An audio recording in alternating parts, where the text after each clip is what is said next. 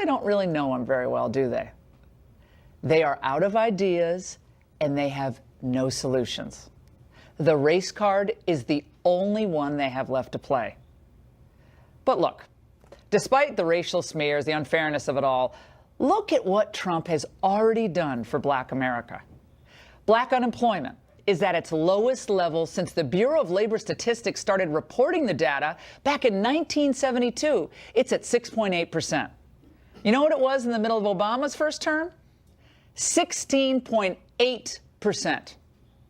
Black family income fell by more than $900 per family during the Obama years. Fell. Just in the first 8 months of the Trump administration, Black family income has risen by more than $1,000. I'll take that direction any day of the week. With Chrysler now announcing plants moving from Mexico to the United States, the stock market booming and wages rising across the country due to Trump's tax cutbacks, America will thrive. Listen to Gary from Texas, a caller on my radio show this morning who expressed, I bet, how a lot of minorities really feel about this manufactured controversy.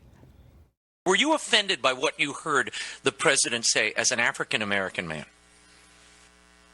Not at all. He's trying to fight for this country and give Black people opportunities to get off these streets. We can't do it if we keep bringing folks all over the world with problems in their country. Doesn't mean we have to bring them over here and come into our city and then push our people back. Well, those are the people the president is fighting for, people who want more economic opportunities. They're not anti-immigrant, but they want to take care of Americans first, the veterans sleeping on the street tonight, those with no opportunities, those who work hard but somehow maybe along the way got addicted to opioids. They need help. And no matter what Durbin or CNN says, that is a fact. The silent majority feels that the system is unfair, and you bet they want it fixed. And when Trump demands a better deal on immigration, one that's going to secure the border and keep illegals from competing with our citizens, like that caller, for jobs that they need, and he's fighting on behalf of all citizens. The president's fighting for blacks, whites, Hispanics, Asians. You're here legally. You're an American citizen. He's fighting for you. And that's the angle. Joining us now for reaction here in studio is Horace Cooper. He's a co-chair of Project 21. And in studio is also Garland Nixon, of course, a liberal radio talk show host. Love everybody's perspective. And in Phoenix is Kevin Jackson, a radio talk show host and Fox News contributor. Great to see all of you. All right. Horace, let me start with you. Your reaction to what's happened over the last 24 hours. The president has in good faith said, all right, we'll give protection to 800,000 people here. They were brought illegally, most of them, of course, of children. And he said, but these are the things we need. These are the things that I campaigned on, we've got to do. And then you saw what happened. FDR famously said that all we have to fear is fear itself. The New Democrats, all they have to offer is race itself. Every single opportunity to turn the conversation from the facts, the logic, and the merits go to race. It means they're lazy. It means they're not serious. It means they don't have strong perspectives to bring to the table. Garland? Well, over the last 24 hours, here's what I see. It appears to me that Donald Trump has very clearly converted the GOP into the party of David Duke and Richard Spencer. And now, from the people that I talk to on the street in the black community see the GOP as the Confederacy. I think that the grassroots movement are gearing up. And the fact of the matter is, I think Republicans may feel good, but they weren't paying attention to what happened in Virginia. And they're going to pay a dear price. Kevin, I'll let you get into it just a second. Let me stay on this for a second. Okay. I just listed the facts of what's happening in the American economy. Real dollars in the pockets of real Americans. They desperately need. They need help. They need hope. They need opportunity. The president's policies, set aside the rhetoric, the president's policies are having a really positive effect on people from all walks of life. Do you think in any way that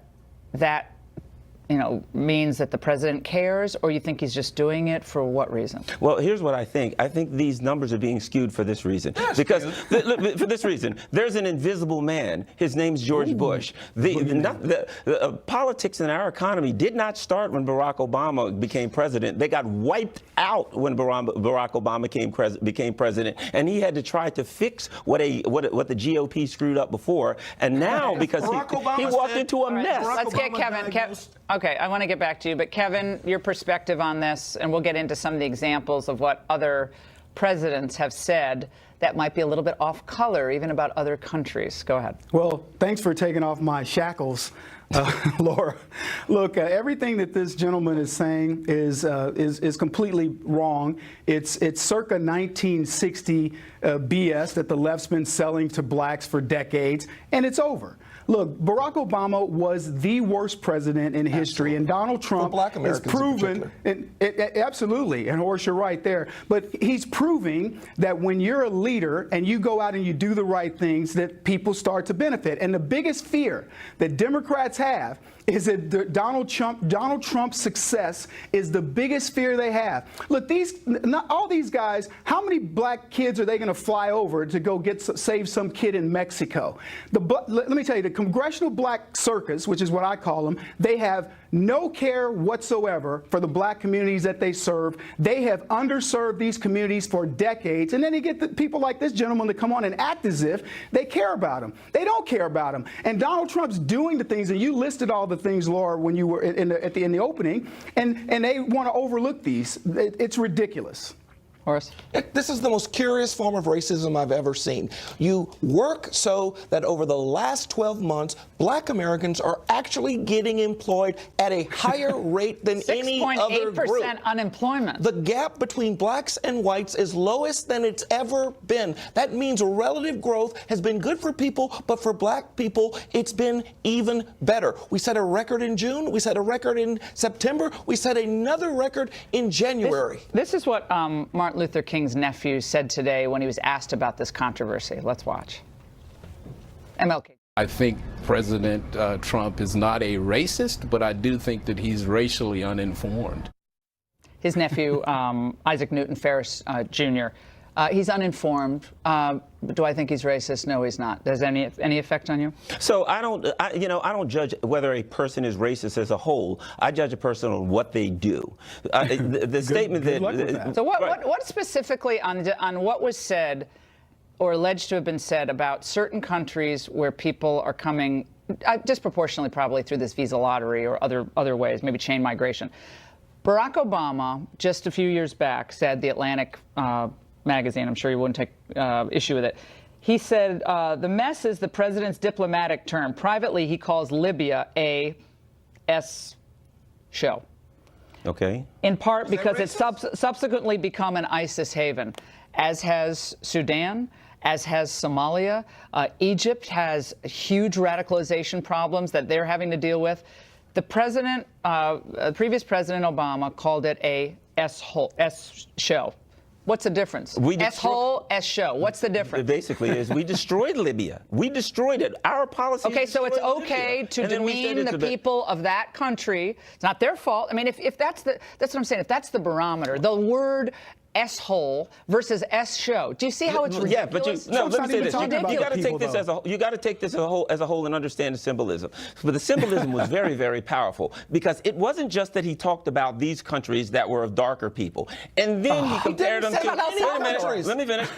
It wasn't that he just talked about these particular countries, and then the good country was Norway. Because he had just met with a Norwegian leader. Immediately, the blonde-haired, blue-eyed country. That's the good country, and the rest of them are. We understand symbolism there. Hold on one second. President regularly referred to the Civil Rights Act as the N bill, and he actually bragged that Thurgood Marshall was an N that he was going to sit on the court. How about Teddy Kennedy after the Immigration Act was passed said, "Don't worry, I'm not going to flood America with people from those countries." So he was very concerned about what people would think about the But wait a minute. Teddy Kennedy. It doesn't matter if outrage. age. All right, If a Democrat look. strangled somebody in 1956, that doesn't mean it's okay to strangle him today. It doesn't matter what they did. Barack Obama just said this. Okay, Kevin. Nonsense.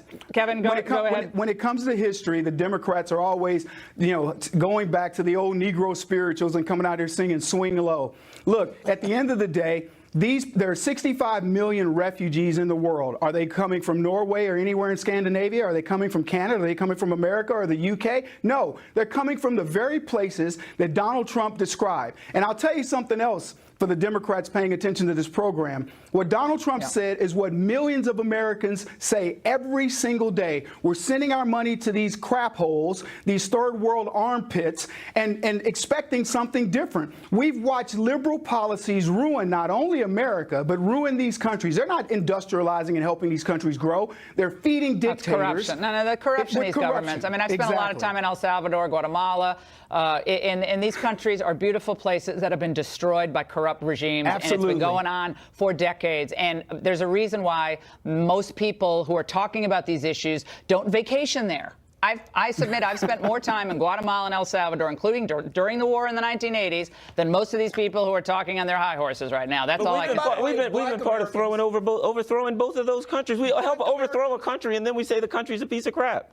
How about we overthrow President Baltimore? Obama said that, and you guys didn't get upset about it. How about we overthrow There is no Detroit? President Obama.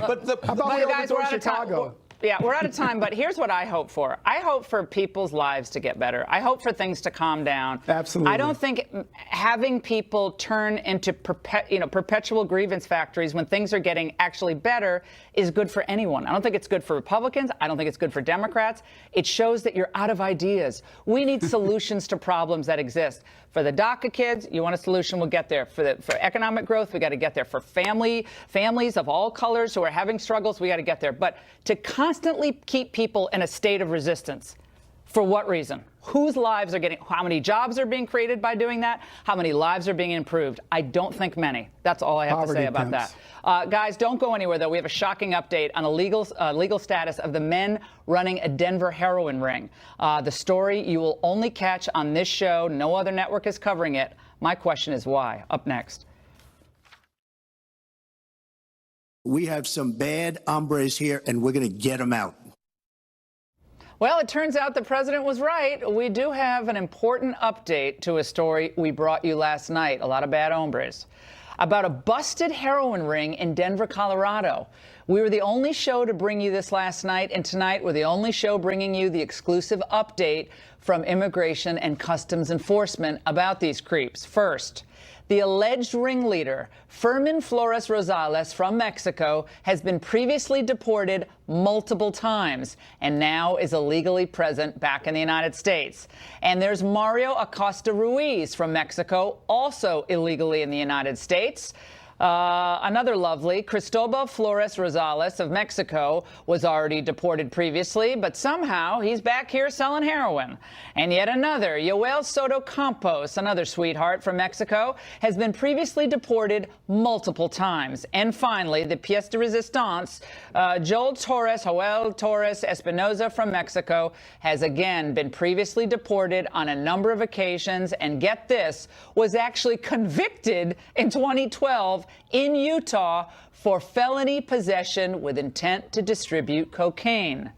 These are total travesties happening in your communities, not just in Denver, but all across the United States. We're going to continue to highlight them, dig, and get the facts for you when nobody else will. By the way, ICE told us that we are the only news organization, and the prosecutor in the case, only news organization that had asked about the immigration status.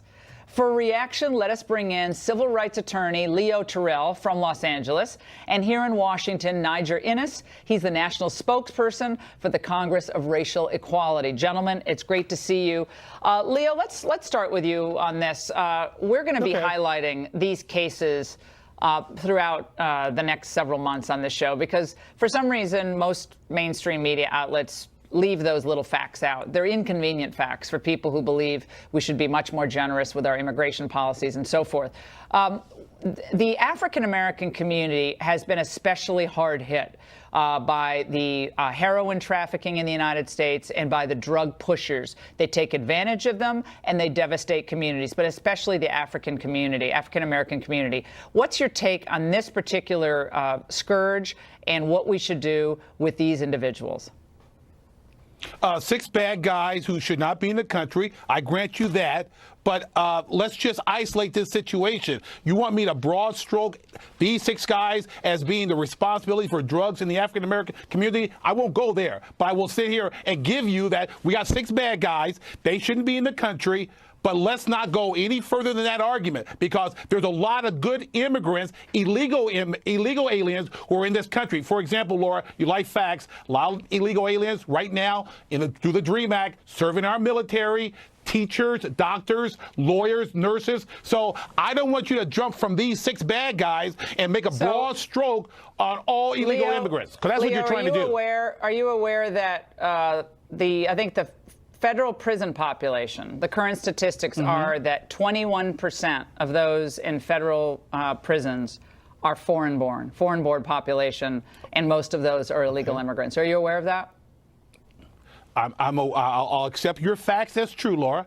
Yeah. I'll accept those so facts. that's a wildly disproportionate percentage of criminals in federal custody who are foreign-born individuals, putting pressure on law enforcement, costing our budgets, costing our communities, and devastating minorities, others who need safe streets. That's a problem. So That's it's where not just 6 people in Denver. We got people all across the country pushing drugs from other countries. Would you acknowledge that there are illegal aliens who are now serving our military, Laura? Would you acknowledge that fact? Would you acknowledge that? I think it's 0.07%, I believe.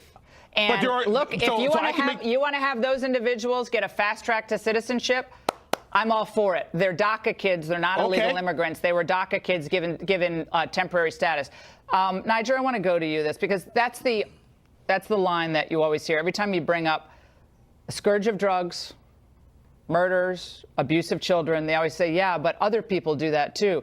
Or there are good people. Of course there are good people who are illegal immigrants. Absolutely. Sure. But if one American of any background is brutalized at the hands of an illegal immigrant who shouldn't be here, whose fault is that? That's right. The victims? Certainly not. Fact is, Laura, I actually agree with Leo. I'm going to shock you, shock him too, in that no, it is not just these 6 individuals that are craven criminals that not only prey on black communities and brown communities, but immigrant communities. Some of those nice illegal aliens and immigrants that are in our country, good folk, are trapped by a lot of these folk and by the industries. But even worse than these particular criminals are the politicians who play games with immigrant community the same way the progressive politicians have played with the black community for decades. I'm talking about people like Jerry Brown. I'm talking people like Rahm Emanuel with their sanctuary states, their sanctuary cities, and now new class of individuals, sanctuary felons that they give pardons to because they're pursuing a progressive agenda. Well, where do these people pray? Where do they practice their illicit trades? It's not in the Bay Area at the Chardonnay cocktail parties, okay? It is in these black and brown and immigrant communities that are the victims of these horrendous crimes. We went from these six criminals to Jerry Brown.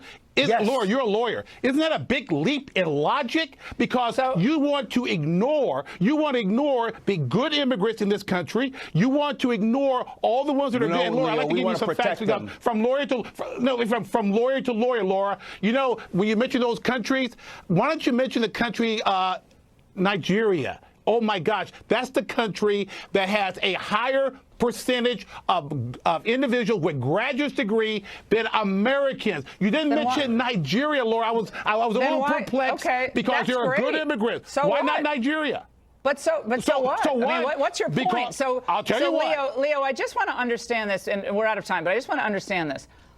Minority communities have been disproportionately affected by the drain that the illegal population puts on our public schools. They don't go to the fancy schools. They go to public schools. Multiple language spoken, multiple ESL programs necessary, extra money that is not going to the kids who come from difficult circumstances. That is money that is limited in budgets that are already overtaxed. It's hurting black communities more than the rich white communities that are the do-gooders who want to say, everybody can come in. Let's everybody come in. Let's have the big bienvenidos mat right at the border. But do you not care about those minority communities, including Hispanic communities? Including immigrants. Laura, let me just simply say this, and I think this is a very solid point. I do care about my own community. That's why I'm a civil rights attorney. But Laura, there are Democrats and Republicans that like Lindsey Graham, like Congressman Ryan, who believe that these immigrants should remain in the country. There are certain Republicans who support my position. Let's get rid of our borders. All right, we're out of time. We should have no borders. I mean, if everybody has a right to come here illegally and stay, then laws and borders mean nothing. We can pick and choose which laws we're going to abide by and which laws we're just going to jettison. I mean, if the laws don't matter, then let's have them not matter across the board. We'll see how that chaos works out for us. Guys, we're out of time, but I want you to stay right here because ahead we dig into the man in the middle of Trump's Oval Office comments, exposing tricky Dick Durbin, his lies. Up next.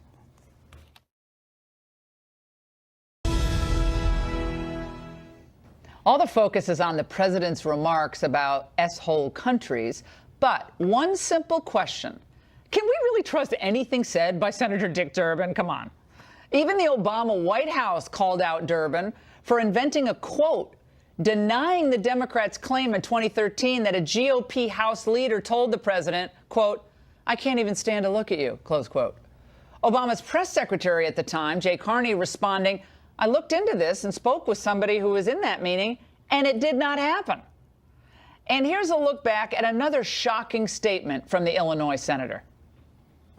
If I read this to you and didn't tell you that it was an FBI agent describing what Americans had done to prisoners in their control, you would most certainly believe this must have happened by Nazis, Soviets in their gulags, or some mad regime, Pol Pot or others.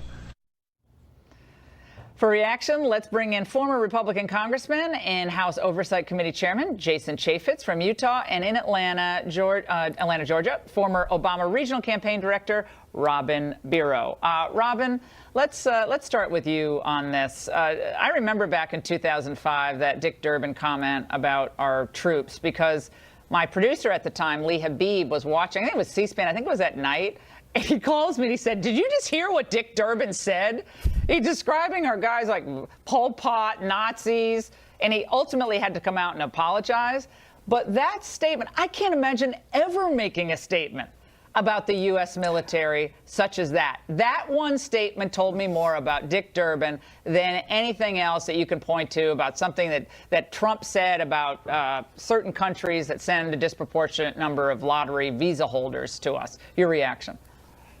My reaction? Well, I appreciate you bringing up that statement. I'm a veteran Army Ranger from the 75th Ranger Regiment. I had the honor of serving.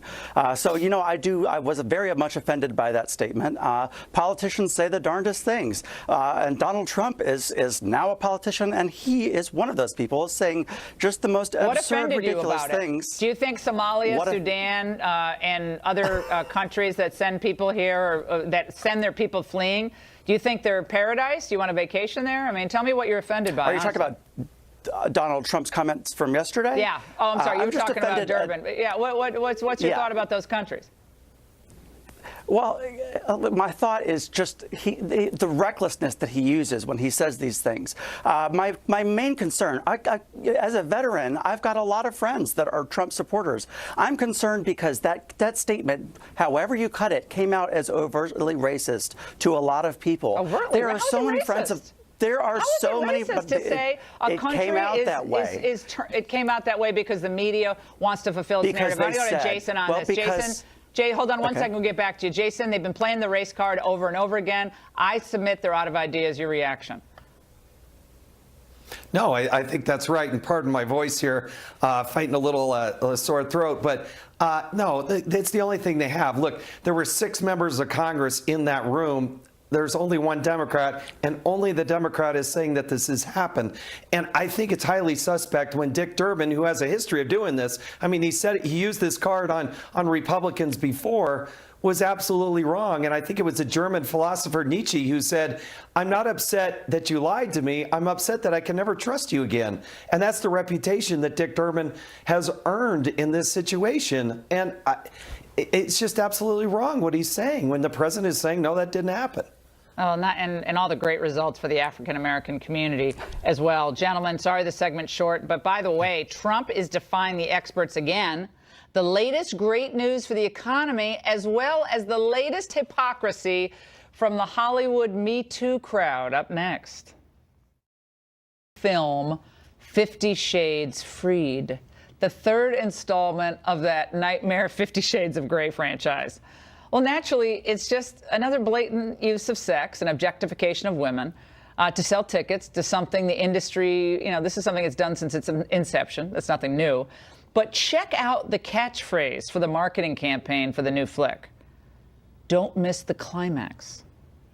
That's on posters at New York subway stops, used by who knows how many children with their parents every day. And by the way, the ad in Times Square is even bigger. And that's a problem for a Hollywood that now claims to be woke to the sexual predation that's out there and is now trying to position itself as the moral authority with its Me Too and Time's Up campaigns. Now, we were just lectured on the evils of sexual improprieties and objectification by a parade of actresses and, of course, Oprah Winfrey at the Golden Globes. And yet, they're telling the world, including our young girls, young children, big billboards, go see this movie so you don't miss the climax? The double talk from Tinseltown is striking. Respect women and value women, great.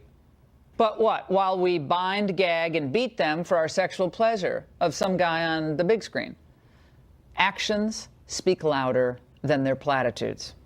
Oh, by the way, and 50 Shades Freed opens on Valentine's Day. Very romantic. Which also happens to be Ash Wednesday. And now to the latest installment of our recurring segment, The Experts. Remember all the so-called experts who scoffed at the notion that President Trump could bring jobs back to America? PBS headlined a story in March 2016. Trump says he'll bring jobs back to America. Economists are skeptical. 2 months later, then President Obama said this about then candidate Trump's promise to bring back jobs. When somebody says, like the person you just mentioned, who I'm not going to advertise for, that he's going to bring all these jobs back. Well, how exactly are you going to do that? What are you going to do? What magic wand do you have? It's called policy, sir, the magic wand. Shortly after Trump was elected, economist and New York Times columnist Paul Krugman declared that manufacturing jobs were not coming back to the U.S. no matter what Trump might do. And then just last June, CBS headlined a story, manufacturing jobs in America, they're not coming back. Well, maybe all those experts then can explain this. Fiat Chrysler has announced it's moving production of heavy-duty trucks from Mexico to Michigan. And get this, creating 2,500 new jobs. Hey, President Obama, I can explain all of it. You're confused. It's called tax reform, deregulation, and soon better trade policies. The CEO of Fiat Chrysler explicitly cited the savings from Trump's tax reform and, quote, the resulting improvement in the U.S. business environment for his decision. Oh, and by the way, Fiat Chrysler is also handing out $2,000 bonuses to 60,000 workers. Bonuses, you know, just like those recently announced by Walmart, AT&T, American Airlines, Waste Management Company, Bank of America, Comcast, and 9 other major corporations since Trump's tax reform became law. And by the way, let's not forget, these are bonuses that Nancy Pelosi derides as, they're just crumbs. Confounding the experts, jobs are coming back, and the Trump economy is really beginning to roar. Trump is the first Republican president since Ronald Reagan to oversee so much tremendous economic news. And he did it without a magic wand. Stay with us, because when we come right back, we're going to tell you how one former CNN host was fired for a tweet disparaging President Trump. So will the same